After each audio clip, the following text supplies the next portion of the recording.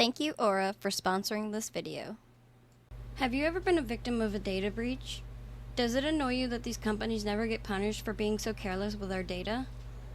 Does it make you mad that the government can ban TikTok but won't protect our privacy and data from American companies? It's on us to protect ourselves. That's why I use Aura, today's sponsor.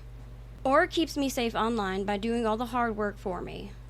They will identify data brokers who are selling my information and submit opt-out requests on my behalf.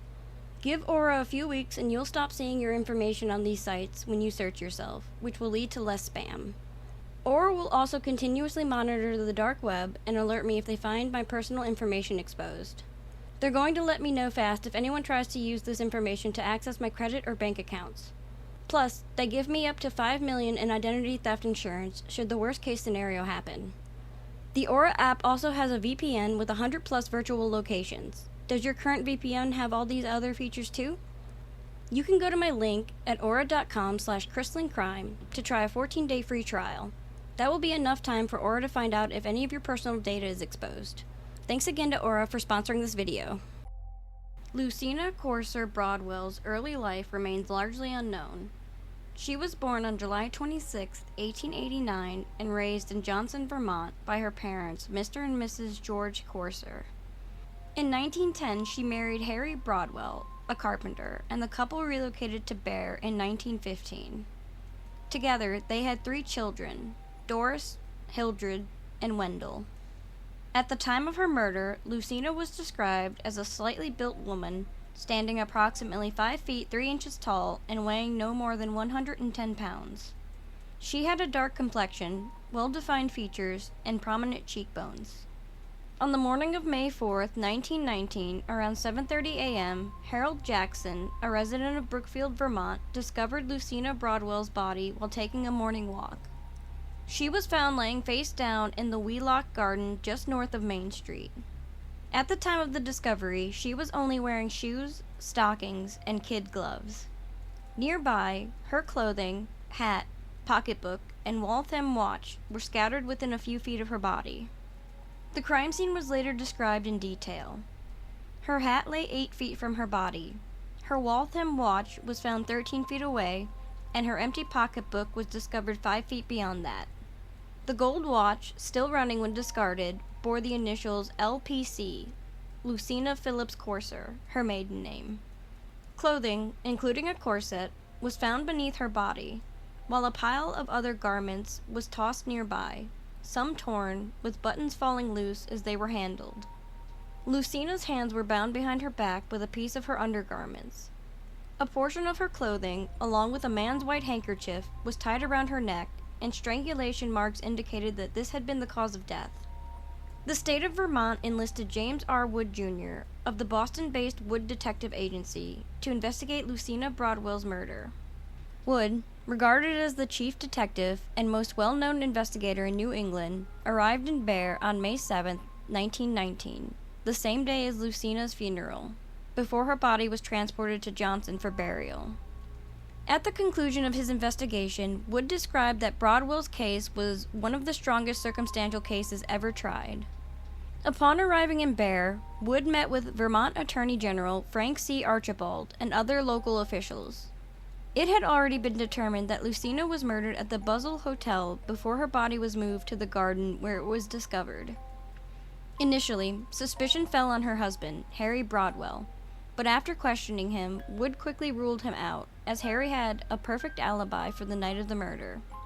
However, Harry did reveal that he believed his wife was sporty.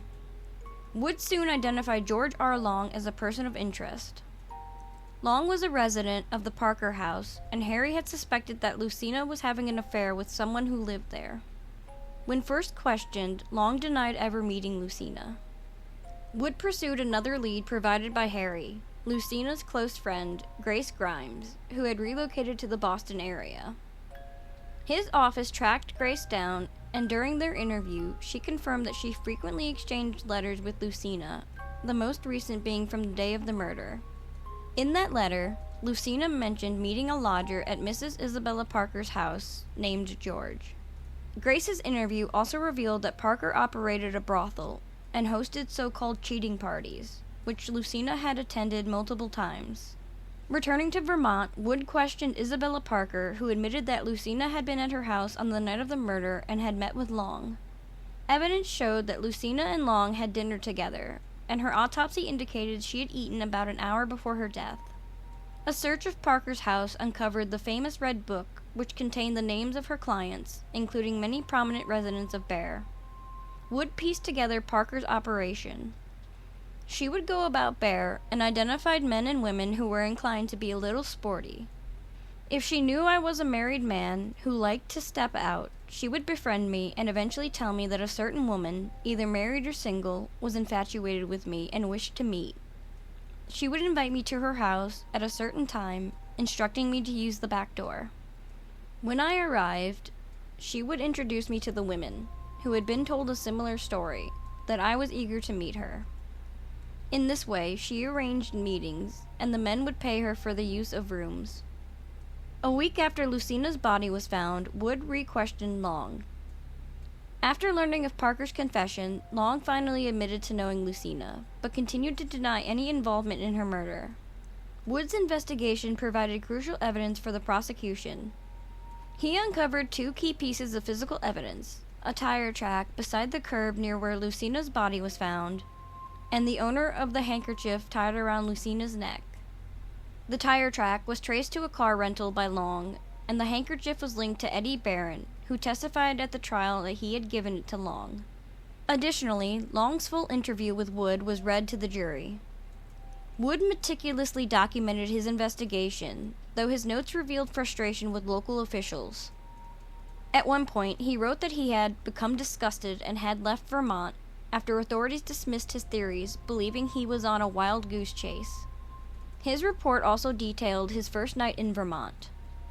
I visited the lot where the body was found, went to the Buzzell Hotel, studied the lighting conditions, and concluded that Mrs. Broadwell was not killed at the Buzzell Hotel. I returned to my own hotel just before breakfast, no one knowing I had been out all night. On May 15th, George Long and Isabella Parker were arrested and transported to the Washington County Jail in Montpelier. Their arraignments took place the following day, with both defendants being assigned J. Ward Carver for their defense, while Earl Davis represented the state. A grand jury hearing was set for June 5th. During the time between the arraignment and the grand jury proceedings, authorities discovered that George Long's real name was George Rath, and that he had assumed the name Long before moving to Vermont. Reports also surfaced alleging that he had an extensive criminal record. On June 11th, the grand jury officially indicted both Long and Parker. George Long's trial commenced on October 7, 1919 at 9 a.m. with jury selection. By October 10th, opening statements were delivered by both the prosecution and the defense before a packed courtroom. On October 20th, Long's second statement to authorities was read into evidence, in which he admitted to paying Lucina for sexual relations and compensating Isabella Parker for providing the room. Days later, on October 24th, Daisy Luce testified that she had spoken with Long on the morning Lucina's body was discovered, during which he remarked there would be one less woman in Bear. The trial lasted a month, with testimony from 100 witnesses. In its closing argument, the defense contended that Long had no motive to kill Lucina, since they were intimate partners. The prosecution, however, portrayed Long as a depraved individual, even referring to him as a thing. The case relied heavily on circumstantial evidence gathered by the Wood Detective Agency. On October 31st, the judge instructed the jury, and by 3:30 that afternoon, they returned with a verdict. George Long was found guilty of second-degree murder. His sentencing was scheduled for November 5th, when he was ordered to serve a life term in prison. Following his sentencing, Long was transferred to Windsor State Prison. He later appealed his conviction, citing trial exceptions. However, in 1922, the Vermont Supreme Court upheld the verdict in State v. Long, stating, "The record shows a brutal killing, one unmistakably indicating cool depravity of the heart and cruelty."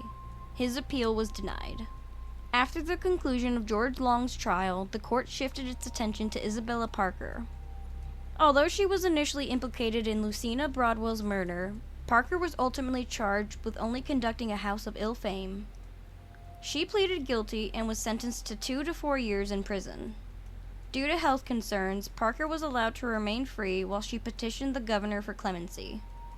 However, her request was denied on April 23, 1920, and she began serving her sentence on April 26. She remained incarcerated for 2.5 years before her release. Parker passed away on September 5, 1922. Lucina's murder gripped the residents of Bear and drew widespread attention across Vermont. Nearly every day, the Bear Daily Times published updates on the case, covering the investigation and the trials of George Long and Isabella Parker throughout the summer and fall of 1919.